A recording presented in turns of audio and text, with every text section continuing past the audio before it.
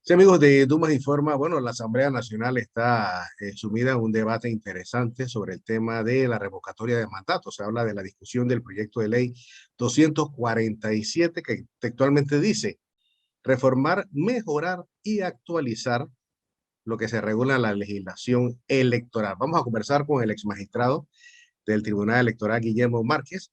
Don Guillermo, para que nos comente esto de mejorar, actualizar específicamente el tema de la revocatoria de mandato y un proceso contra diputados de un partido político actualmente, ¿no? ¿Cómo usted ve toda esta situación que se está dando? Adelante. En primer lugar, tengo que decirle que eso ni reforma, ni mejora, ni actualiza absolutamente nada. Y lo que hace, lo hace al margen de la ley. El artículo 150 de la Constitución señala las causales para la revocatoria de mandato.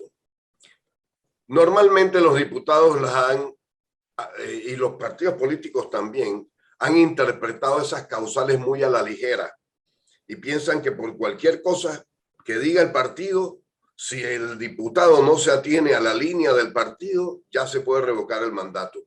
Eso no es así.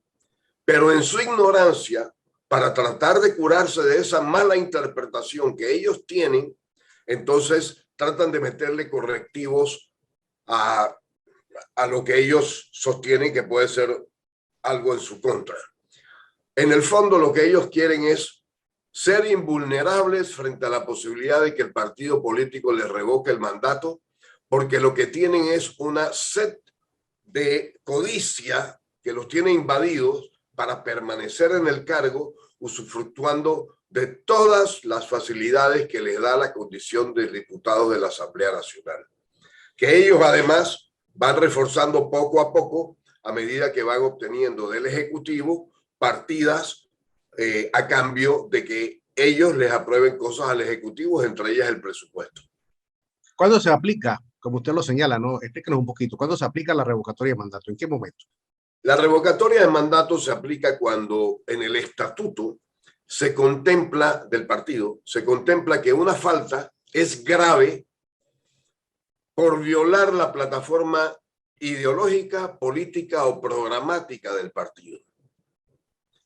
¿Qué es violación de una plataforma política, ideológica o programática? Que se viole directamente una norma del partido, además prevista en el estatuto, que contravenga la condición de ser de ese partido. Por ejemplo, para decirle algo, que se vote a favor de un proyecto que es de naturaleza marxista cuando el partido es de condición liberal o de mercado de economía abierta. Ahí puede entenderse que hay una revocatoria de mandato. Pero que se vote por Pedro o por Juan, o por María o por Josefina, eso no hay, ahí no debe caber revocatoria de mandato. Pero eso es lo que ellos quieren. Porque en el fondo lo que ellos están haciendo, los diputados, es apartarse de las líneas que les determina el partido en cuanto a esto o en cuanto a lo otro, y hacer lo que ellos quieren hacer. En el fondo están estableciendo un mecanismo de anarquía interna en los partidos políticos, porque cuando los partidos políticos determinen que algo debe hacerse de determinada manera, porque así lo ordena el propio estatuto y la plataforma, por ejemplo, programática del partido, ellos pueden interpretar algo diferente. Y al interpretar algo diferente, se plantea una pugna entre la interpretación del partido y la interpretación de los diputados, propiamente dicho, de la bancada. Y eso no ayuda en nada a que haya unidad de propósitos en lo que debe ser un partido político serio. Y ahí Ok, no hay tales cosas. sí, ok, ¿dónde entra el punto este donde se dice que, por lo menos a nivel de legislativo, ¿no? Que la bancada es del partido o es del pueblo que eligió a ese diputado? ¿Cómo queda eso? Eso está en la Constitución. La Constitución dice que los diputados, fíjense en esto, voy a hacer mis comentarios, obviamente, que los diputados deben actuar en interés de la nación. No dice en interés del partido, en interés de la nación. ¿Cuándo actúan los diputados en interés de la nación? A veces porque coincide con el partido, pero la mayoría de las veces porque coincide con los propios intereses. no con los de la nación. Ellos se han estado dando toda clase de dineros, toda clase de nombramientos, toda clase de influencias en distintas autoridades del Estado y de la administración pública para servir sus propios intereses, no los de la nación.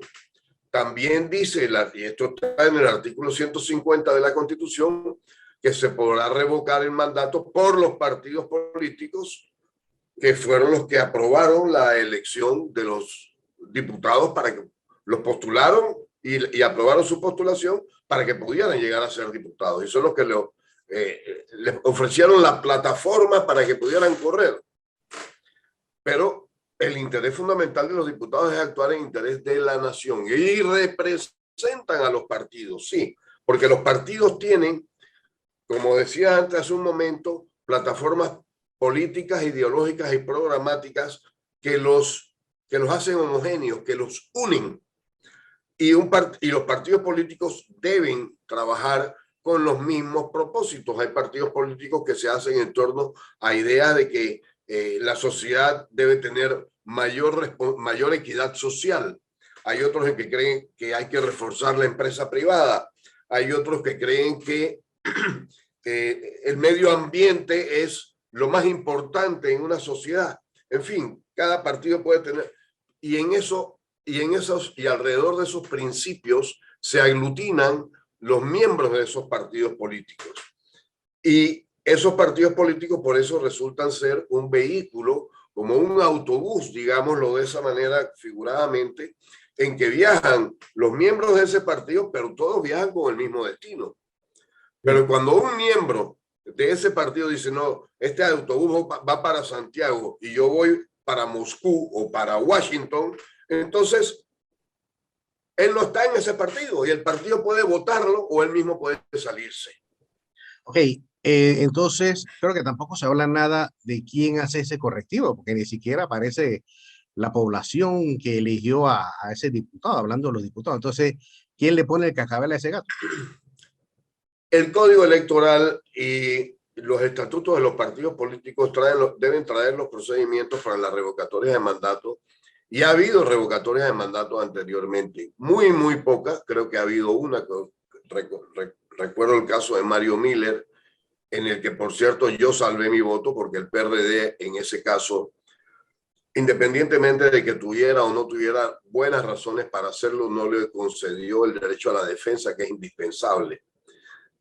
Pero mis colegas decidieron que sí, que habría revocatoria de mandato. Yo ese es el único caso que recuerdo de revocatoria de mandato. Hay otros casos que se han iniciado, pero no se han concluido por los partidos políticos. Obviamente que si hay revocatoria de mandato por los partidos políticos, un pueblo que se sienta que el representante suyo en la asamblea no está cumpliendo con lo que el pueblo necesita que se cumpla, también debería tener la misma potestad. Y está contemplado en la Constitución que lo pueda tener, pero eso no se ha reglamentado. No se ha dicho cómo se hace. Y el Tribunal Electoral, que en buena medida es muy responsable del caos político electoral que estamos viviendo, no ha hecho propuestas al respecto. Y mírese, y fíjese que en este momento, curiosamente, mantiene y guarda absoluto silencio respecto a esta iniciativa que está caminando en la Asamblea. Ahora que sacamos estas cosas, van a comenzar a hablar, pero ya es tarde. Ellos debieron haber tomado la iniciativa, debieron haber sido docentes, debieron haberle dado sentido a la norma constitucional que les ordena ser garantes de la libertad, honradez y eficacia del sufragio popular. Y esas tres cosas se alcanzan a través de la representación popular en la Asamblea Nacional. Oiga, finalmente, vamos a hablar hacia el futuro, ¿no? Claro, un caso que de repente exista, que proceda la revocatoria de mandato, ejemplo, de estos diputados. ¿Cómo queda un partido político según su experiencia? Porque estamos hablando de más de 15 diputados que quedarían fuera de un partido político. O sea, ¿cómo usted ve esto? Fíjense que si se le revoca el mandato, al principal queda el suplente. Eso es lo que dice la ley. Probablemente esos suplentes inmediatamente vayan, si se llegara a revocar el mandato, inmediatamente vayan a cuadrarse con lo que diga la dirección del partido, al contrario de lo que piensan los diputados que están promoviendo esa ley. Y probablemente también va a ser una realidad que la Corte Suprema de Justicia, con una norma tan flagrantemente violatoria del texto constitucional, declara inconstitucional una ley como la que ellos están promoviendo en estos momentos. Lo que sí es que ganan tiempo. Es lo único que puede ocurrir.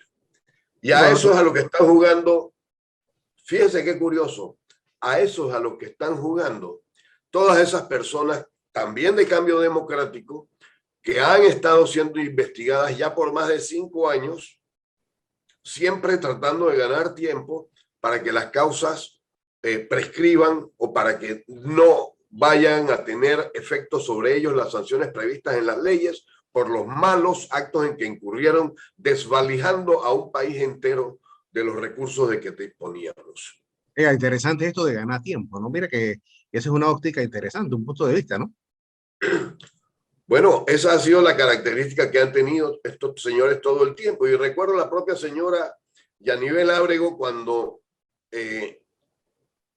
salió una decisión de la Corte Suprema de Justicia, siendo ella presidenta de la Asamblea Nacional, que le ordenaba poner a disposición general de la Contraloría General de la República una serie de documentación que respaldaba qué era lo que se había hecho con los dineros que habían estado a disposición de la Asamblea.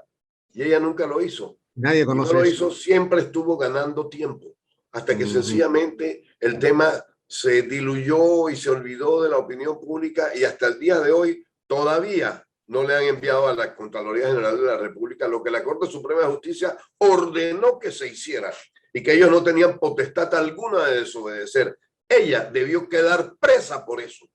Pero la Corte Suprema de Justicia tampoco tuvo en ese momento los pantalones para meterla presa como debía haberlo hecho. Bueno, muy interesante. Don Guillermo Márquez Amado, ex magistrado del Tribunal Electoral, conversando con nosotros aquí en Dumas Informa. Gracias, don Guillermo. Muy amable.